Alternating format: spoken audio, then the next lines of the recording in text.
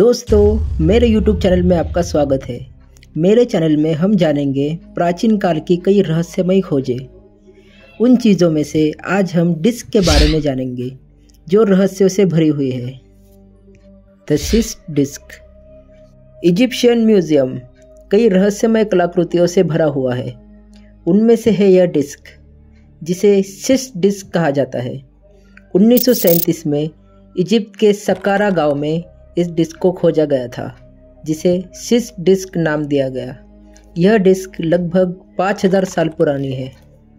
इस डिस्क को बनाने के पीछे क्या पर्पस था, यह आज तक पता नहीं चला है। उससे भी अजीब बात यह है कि 5000 साल पहले बिना किसी टेक्नोलॉजी के एक पत्थर को इस तरह का शेप कैसे दिया गया होगा।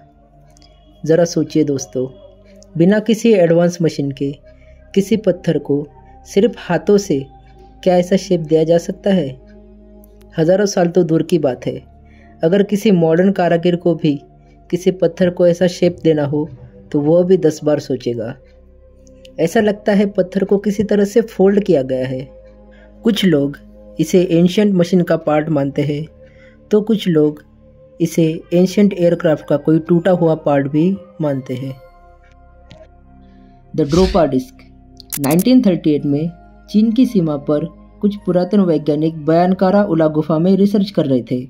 उनके एक मेंबर को गुफा की दीवार पर कुछ शिलालेख मिले और उन्हीं के साथ ही वहां पर रिसर्चर्स को कुछ अजीब कंकाल भी मिले, जिनकी हाइट लगभग 4 से 5 फीट की थी, जो दिखने में इंसानी कंकाल तो बिल्कुल नहीं लग रहे थे। कंकालों पर स्टडी करते वक्त उन्हें गुफा की ज़मीन पर धूल में दबी कुछ डिस्क मिली, जो बिल्कुल आज के ग्रामोफोन के डिस्क के जैसी दिखती थी। इनके सेंटर में एक छेद था और उनके सरफेस पर एक अजीब भाषा में कुछ लिखा हुआ था, जो उस समय तो कोई समझ नहीं पाया। लेकिन 1962 में रिसर्चर मिस्टर सुंग उंग नुई ने इस भाषा को डिकोड किया, जो एक एलियन शिप की धरती पर आने की कहानी बताती है। लेकिन चाइनीज एकेडमी ऑफ साइंस ने इसे पब्लिश करने से रोक दिया। फाइनली जब 716 और ड्रोपा डिस्क मिली, तब मिस्टर सुंग उंग नुई ने इस कहानी को पब्लिश कर दिया। इस कहानी में एक परग्रही शिप के बारे में बताया गया है, जो धरती पर आई थी, जिसे बयानकारा गुफा में क्रैश लैंडिंग करनी पड़ी। शिप के एलियन शिप को ठीक नहीं कर पाए और उन्हें धरती पर ही रहना पड़ा, जिन्हें यहाँ के आदिवासियों ने बाद में मार डाला। ऐसा कहते हैं कि इन्हीं एलियंस ने इन डिस्क पर यह कहानी लिखी हुई थी। द डिस्कोग्लोबनेट। इस डिस्क के शेप को देखिए, क्या यह एक गैलेक्सी की तरह नहीं लग रहा है? यह डिस्क लगभग 7000 साल पुरानी मानी जाती है। रिसर्चर्स का मानना है कि यह एक गैलेक्टिक मैप भी हो सकता है।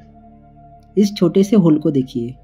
कहते हैं कि इस डिस्क में यह डॉट हमारे सूरज को दर्शाता है, जो कि हमारे मिल्की वे गैलेक्सी में एग्जैक्ट उसी जगह पर स्थित दर्शाया गया है। दोस्तों, हमारी गैलेक्सी का शेप कैसा है, यह जानने के लिए मॉडर्न साइंस को एडवांस टेक्नोलॉजी और पावरफुल टेलीस्कोप बनाने पड़े। तो कहीं ऐसा तो नहीं कि जिसने इस डिस्क को बनाया है वह यूनिवर्स के और राज भी जानता था? या ऐसा तो नहीं है कि जिसने इस डिस्क को बनाया है वह इस धरती का हो ही ना? The genetic disc. कोलंबिया में मिली इस डिस्क को देखिए। इस डिस्क में कुछ ऐसी इंफॉर्मेशन दी गई है जिसे हम बिना माइक्रोस्कोप के नहीं समझ सकते। यह डिस्क लगभग 6000 साल पुरानी है और इस डिस्क में ह्यूमन भ्रूण के डेवलपमेंट के स्टेजेस को दिखाया गया है। यह एक लाइडाइट नाम के पत्थर से बनी हुई है, जो ग्रेनाइट जैसा ही सख्त होता है। यह पत्थर इतना सख्त होता है कि इस पर कार्विंग नहीं कर सकते। हैरानी की बात यह है कि इस पत्थर पर कार्विंग नहीं की गई है। ऐसा लगता है कि इस पत्थर को पिघलाकर उस पर ऐसे स्टैंप लगाए गए हैं। इस डिस्क पर इंसान के गर्भ में डेवलपमेंट के स्टेजेस और कुछ जीवाणु और बैक्टीरिया दर्शाए गए हैं। अब क्वेश्चन ये है कि 6000 साल पहले बिना माइक्रोस्कोप के इस डिस्क को बनाने वाले को इतनी जानकारी कहाँ से मिली? क्या प्राचीन काल में ऐसी टेक्नोलॉजी थी, ऐसी मशीन्स थी जिससे सूक्ष्म जीवों को देखना और उनकी स्टडी करना संभव था? तो दोस्तों, आज की वीडियो में हमने प्राचीन काल की खोजी हुई कुछ ऐसी चीज़ों के बारे में जाना है जो हमें प्राचीन एडवांस टेक्नोलॉजी और परग्रही जीवों पर सवाल करने पर मजबूर करती है। आगे मैं ऐसे ही रहस्यमय टॉपिक्स पर वीडियो लाता रहूँगा, तो लाइक कीजिए, सब्सक्राइब कीजिए ऐसे ही रहस्यमय जानकारी के लिए। धन्यवाद।